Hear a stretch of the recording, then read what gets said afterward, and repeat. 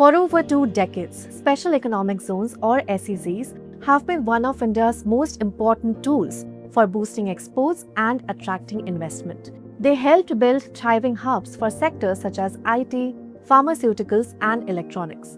But the government now believes that story needs a new chapter. It is preparing the biggest SEZ overhaul since the policy began. So what changed and why now?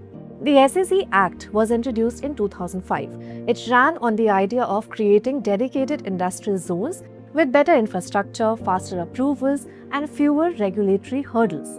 Now, the aim was to attract both domestic and foreign investment, generate jobs, and make Indian exports more competitive. And to a large extent, it delivered. But manufacturing, the bigger goal, never scaled the way policymakers hoped. Many approved zones sat underused. Over time, several factors reduced the appeal of SEZs. Now, one major reason was the gradual withdrawal of tax benefits. The government phased out key incentives such as income tax exemptions, along with exemptions from minimum alternate tax or MAT and dividend distribution tax or DDT. As these benefits disappeared, SEZs became less attractive for new investors. Now, experts also point to operational challenges. Businesses had to deal with multiple approvals, overlapping regulations, and delays in state-level clearances.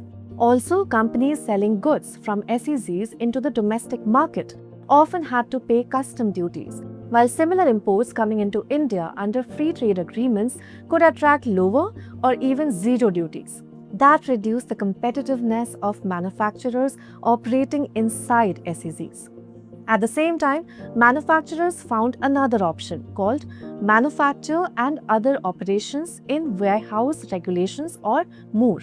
Unlike SEZs, MOOR allows companies to operate from almost any location, defer custom duties on imported goods, and sell freely in both domestic and export markets.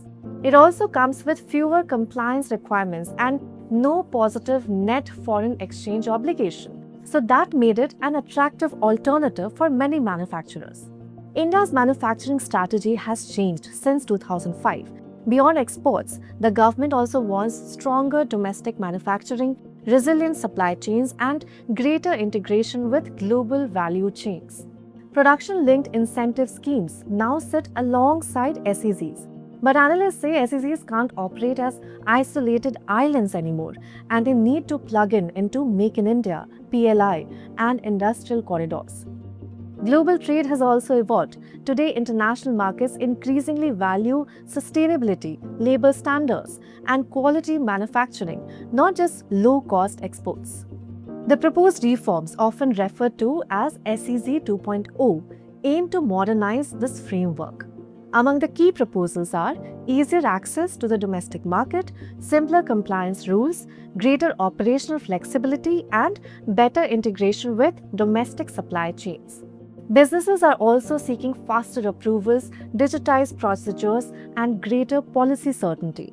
The Union Budget for 2026-27 let eligible SEZ units sell into India's domestic market at concessional customs duty linked to export performance.